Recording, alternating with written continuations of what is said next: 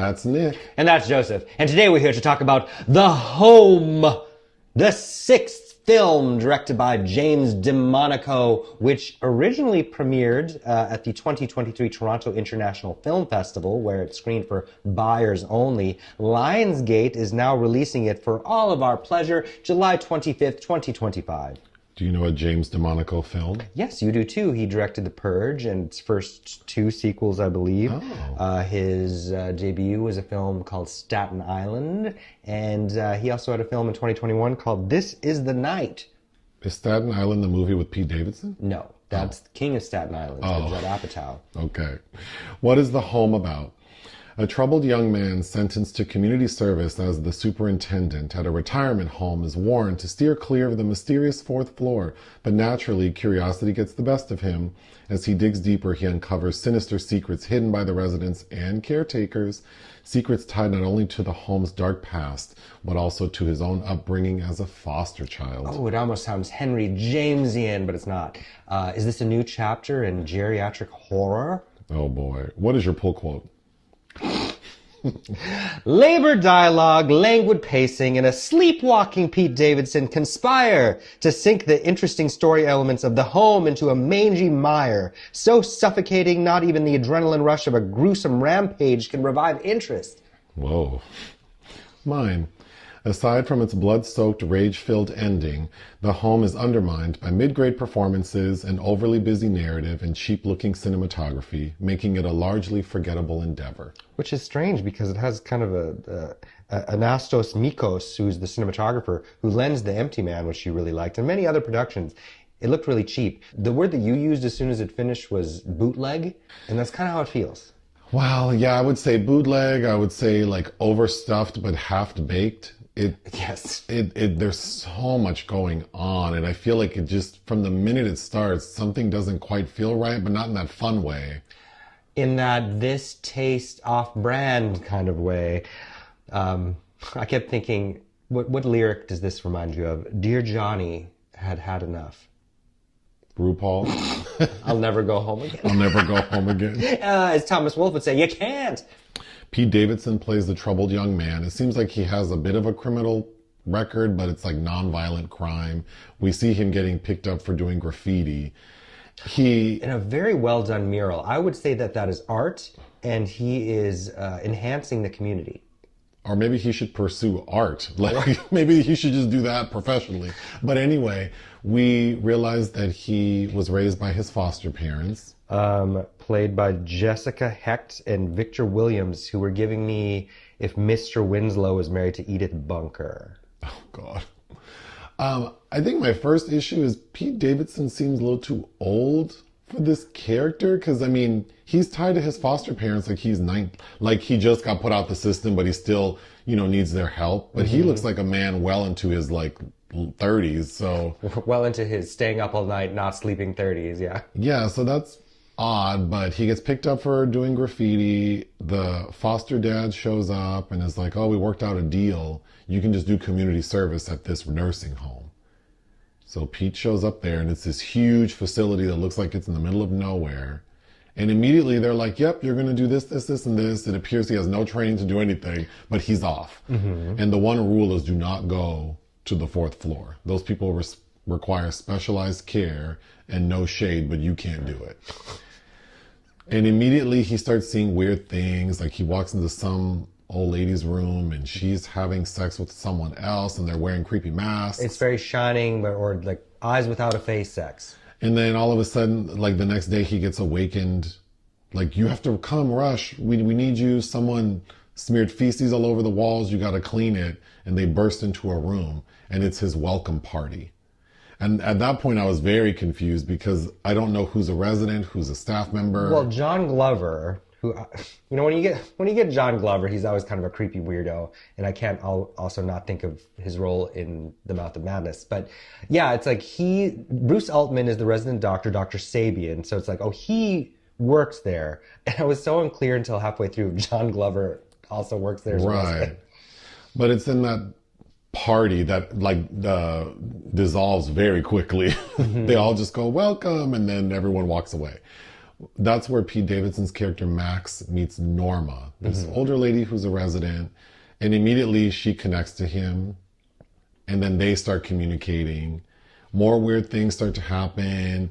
You know, it's a horror film, like psychological horror, I guess. So Max keeps having these nightmares that relate back to when he was younger, and his foster brother was taken away. Like, he's told that he died. Well, he went away to school, Luke, the foster brother, and then suddenly his foster parents are like, he died.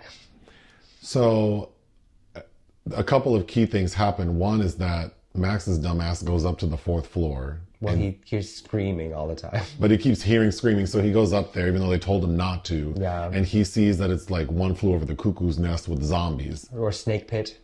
And, of course, one of the orderlies who told him not to go up there tackles his ass and then brings him downstairs. The doctor threatens him, like, I would hate to have to report you to the court. Like, this is a fresh start for you. Just follow the rules. Then Norma tells his ass, there's something weird. There's something strange about the Johnsons. So with that in mind, to the audience, it's already very clear that there's something not right about this. Well, right before that moment where Norma warns him, I'm like, is this Get Out but set in a nursing home? And Norma's basically like, you need to get out. So immediately Norma appears to kill herself, but it looks like... Well, her diabetes kicks up a storm, and then she kills herself. She jumps off a roof and lands on like a fence. And then Pete's crazy ass sets up a surveillance system. So he's monitoring the facility. Well, he buys, what is it, ostensibly from Amazon, the cameras that ship directly to him there. Okay. Sets up all these cameras and witnesses people come in doing weird things with dogs. He decides to go check it out. Some woman tells him, like, this facility is subsidized by the government. The government is testing drugs on old people. A woman who also reaches out to him with suspicious-looking spam emails where she's in a chat room without a face. Oh, we'll get to it, because I was so thrown off by that. Yeah. So then, as the audience, we think, oh, this is what's happening. But then what's really happening is not that at all. This is all a ruse for a cult. It's always a cult. And the cult worships Dia. Dia Betty. Same thing. And basically what they're doing is they are using some secretion from a gland behind the eye as the fountain of youth. Mm-hmm. So it was unclear to me, but where there's a scene where we see photo albums from like every 3 years or so. Going back to 97. Where basically they find someone to extract this juice from every couple of years. A tribute, yeah. And this cult consumes it to stay forever young. And then the person that they're sapping becomes old. And so that's who's occupying the 4th floor. All these zombie-like oldies. That are actually not old humans. They've been aged by their drainage. But when Pete realizes something's going on, he gets hemmed up and they take his ass up there. They extract his secretion. So now he's on the 4th floor with no life to him. Well, he's discovered the ultimate secret, that the old man that he thought tried to attack him on the 4th floor is actually his brother Luke. Right. But then the final gag, the brother Luke has enough energy to extract the secretion from all the people up there. Both eyes. And then feeds it to his brother. He drinks that out of like a mason jar. For some reason, that was kind of like the grossest thing I've seen in a while. Well, it's kind of viscous. It looks like pus, kind of. Yeah. But anyway, that revives Max, Pete Davidson's character. And so the final like 5 to 7 minutes is this blood-soaked rampage. Which is fun. Ish. Yeah. There are moments in that where like, that doesn't make sense what he's doing with the axe, perhaps. But it's like, oh, this is kind of the energy we needed from Pete. And then he releases all the residents. And meanwhile, I was wondering when it was going to happen. There's all these weather forecasts we're getting of this impending Hurricane Greta. And that comes at just the opportune moment because Max kills everybody, but this roof falls off of the nursing home and slices through his foster parents. Well, let's talk about, that's a good segue because I think there's so much happening from the opening with the hurricane, and then in the middle of the film we get a news broadcast about the hurricane, to the hurricane finally showing up at the end. Then it's like, oh, is there like, because at first Pete gets on the internet and looks up the doctor, and we see that doctor is like a Harvard Medical School graduate, and he's big in like brain research. And so then you think, oh, is he this mad scientist? Kind of. And then you meet the lady who says, no, this is actually a facility subsidized by the government and that they're doing drug testing. Okay. Then, we find out that there's a cult, and we only learn that because Pete's character gets sent home for breaking the rules again. No, he leaves. Or he leaves and goes back to his foster parents. And now they have 2 new foster daughters. I thought those 2 characters were very oddly acted, to say the least. Yeah. And they're like, look, we found a secret hiding place, and he has this little trinket that looks like a wooden shot glass that Norma, the old lady who killed herself or was killed, gave him. And those 2 little creepy girls are like, oh, where'd you get that from? We recognize that. Really? And then they take him to this secret hiding alcove behind. It's a very Lion, the Witch, and the Wardrobe, and he goes into this mysterious new world that looks like they're going to find the last. What is my mind blanking? From Indiana Jones and the Last Crusade. The chalice that Christ drank from. It reminded me of a movie we recently reviewed with the Latina lady who works on Wall Street, and then she goes Rosario, where like the grandmother had this secret tunnel network in this apartment where she building. does her black magic. So yeah, and then the 2 creepy girls are like, yeah, we came in here one day and we saw this stuff, and this looks exactly like the thing you have. I don't know what that related to anything. It looked like a chess piece. Well, it looked like a chalice, or what's that thing on the chessboard? A rook? Anyway, but that's where, not the pawn, the ones that are in the corner. Oh, a bishop? A rook? A castle? Anyway. I don't know.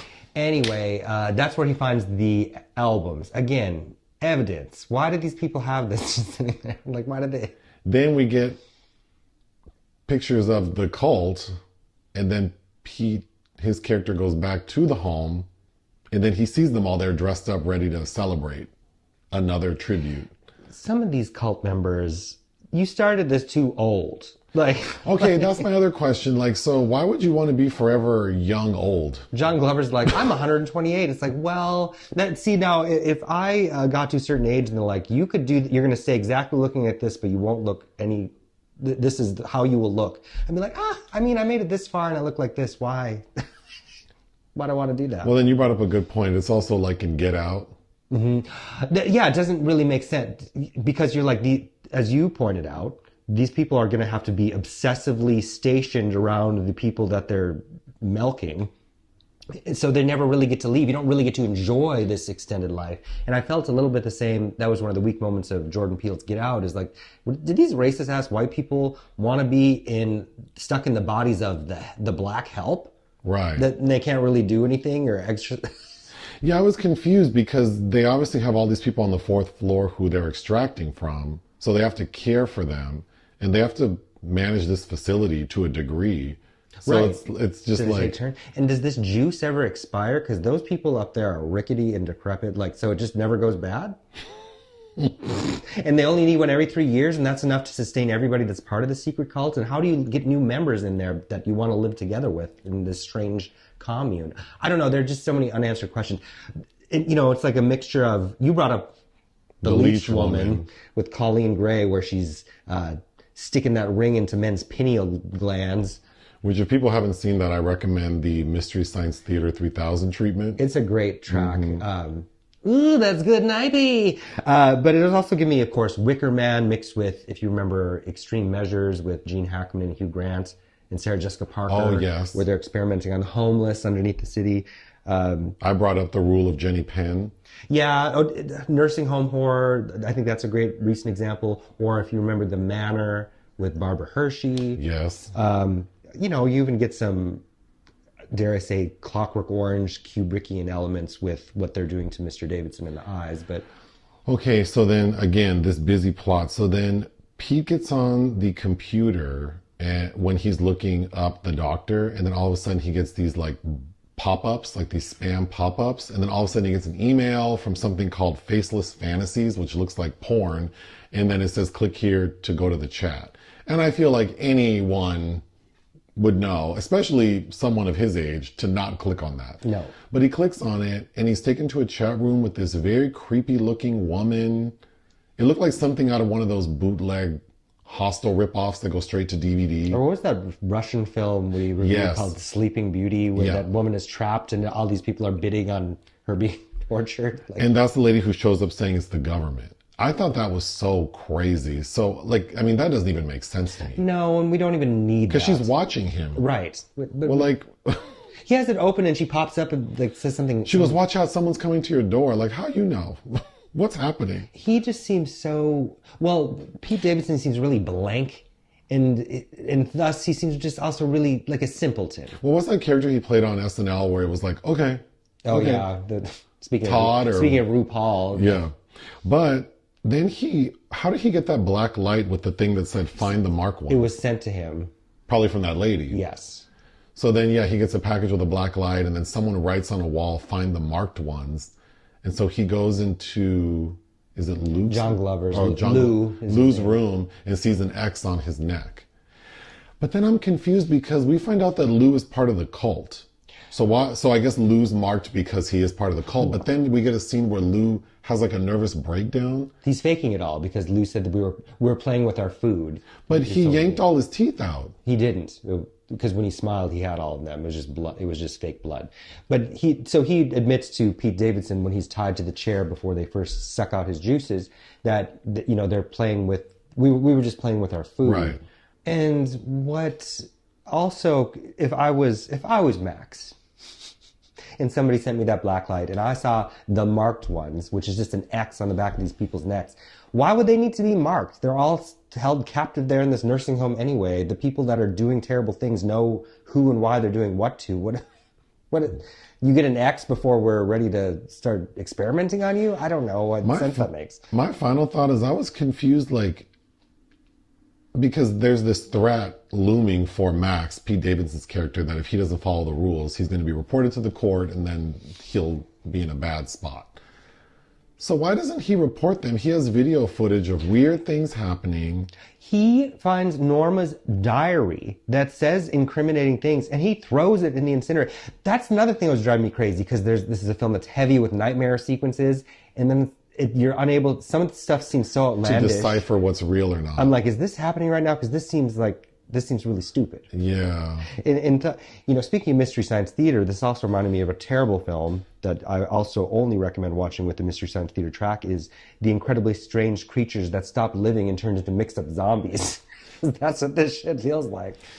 Yeah, I like weird stuff, and I think there's a version of this that would be more fun because as a like legit psychological horror film, I think it feels a little weak.